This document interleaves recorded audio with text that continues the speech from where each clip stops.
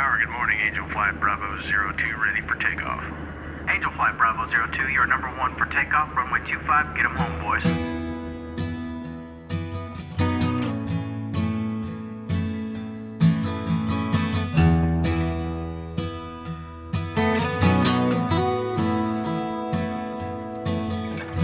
All I ever wanted to do was fly, leave this world and live in the sky. I let the C-130 out of Fort Worth town. I go up some days I don't wanna come down.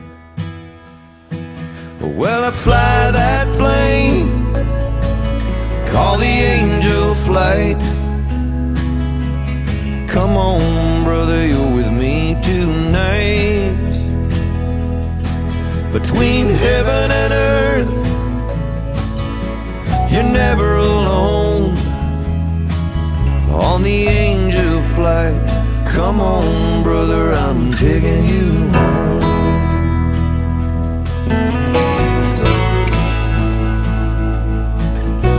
I love my family and I love this land, but tonight this flight's for another man. We do what we do 'cause we heard the call. Some gave a little, but he gave it all. I fly that plane, call the Angel Flight.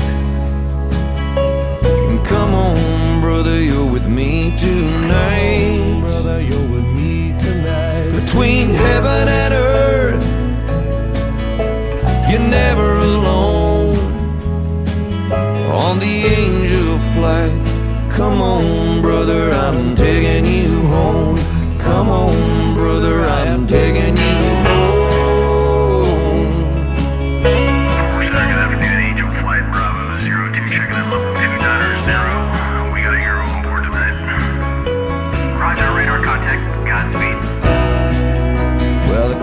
It's quiet and the stars are bright. Feels kinda like church in here tonight. It don't matter where we touch down. On the Angel Flight, it's sacred ground. When I fly that plane, call the Angel Flight. Got a hero riding with us tonight. Riding with us tonight. Between heaven and earth, you're never alone. On the Angel Flight, come on, brother, I'm taking you home. Come on, brother, I'm taking you home. Come on, brother, I'm taking you home. Come on, brother, I'm taking you home. Commercial Tower, good afternoon. Angel Flight Bravo 02, security on 5 miles. Angel Flight Bravo 02, you're number 1 for landing. Welcome home.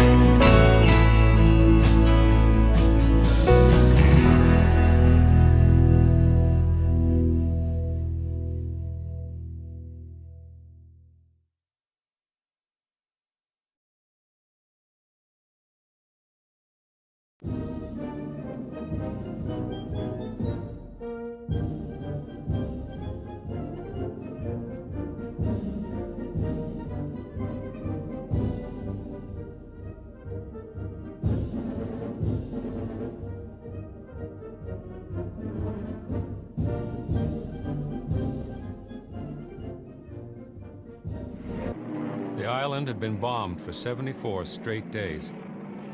For 3 days prior to D-Day, many cruisers, battleships, and poured more than 8,000 tons of high explosives on the 8 square miles of Iwo Jima.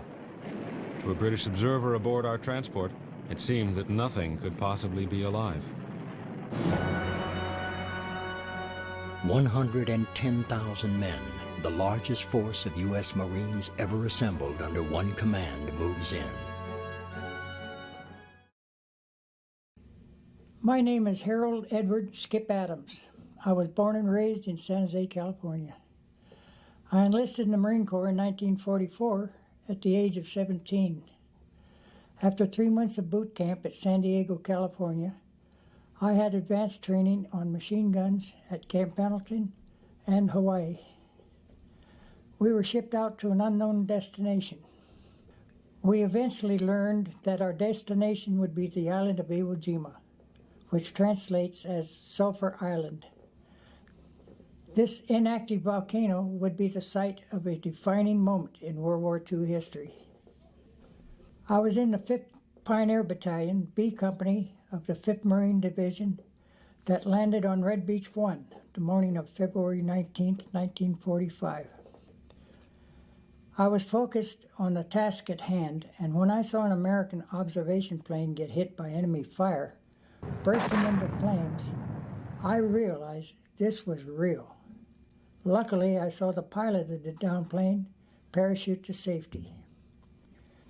We arrived by way of troopship, APA 119, and then carried to the beach on an LCVP, or Landing Craft Vehicle Personnel. As the ramp dropped, we were hit by enemy small arms fire. We found ourselves under attack immediately. The air was filled with the sounds of mortar, rifle, and machine gun fire. The beach was filled with bodies of fallen Marines. On the 4th day, I'll never forget advancing over the island, and as we got to the south of Motoyama No. 1, the only airfield at the time, we were pinned down by enemy attack. Small arms fire was hitting all around me. Laying on my right side on the warm volcanic sand for several minutes, the right side of my face had fallen asleep and went numb. The sound of small arms fire ceased and was replaced with the sound of cheers as we looked up and observed the raising of the American flag atop Mount Suribachi by some of the brave men of the 28th Marines. This was the first of 2 flag raisings, the second of which was captured by photographer Joe Rosenthal. The flag raising filled my heart with pride, but it came to the great expense of the many men who paid the ultimate sacrifice that day and throughout the World War II. It's been reported that nearly 1/3 of all Marines killed during World War II died on Iwo Jima. I was one of the lucky ones. I came home. I have no emotional scars from any wartime experience, and I have great respect for the Japanese people and honor for those with whom we were in battle. I took a Japanese battle flag from a Japanese soldier that I had killed. Today, by deciphering messages on the flag, I am actively searching for his relatives so that I may give it to them. I proudly served my country again during the Korean conflict, this time stationed stateside at Camp Pendleton, helping prepare troops to become combat ready. I went on to marry my wife, Pauline, and we had 2 sons, Brian and Stephen. I am grateful they never had to see combat, and I pray that my 2 grandsons never will. There's a saying in the Marine Corps, once a Marine, always a Marine. That's why today I'm proud to serve in the Marine Corps League, assisting wounded veterans, taking part in celebrations, and working with youth on ROTC programs. My Iwo Jima journey and other wartime experiences made me a better man, a stronger person, and gave me a sense of pride and patriotism. I'll never forget the brave men with whom I proudly served. To them, I say Semper Fi. Hi, this is Emma Harris, and I'm here with one of our famous and very important Marine. His name is Skip Adams, and he's going to tell you about his life as a Marine. Thank you. Well, my life started in 1926 here in San Jose, California.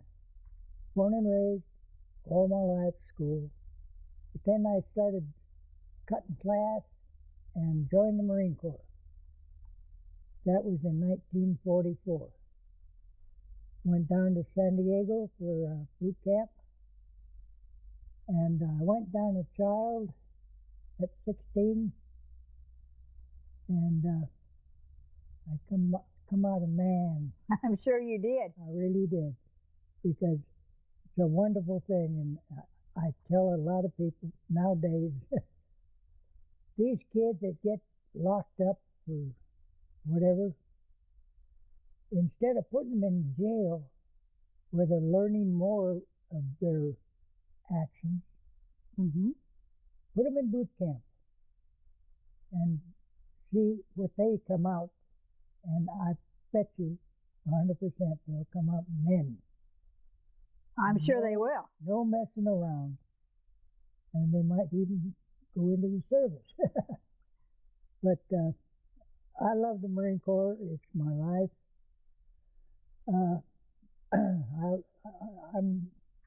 I'm prepared.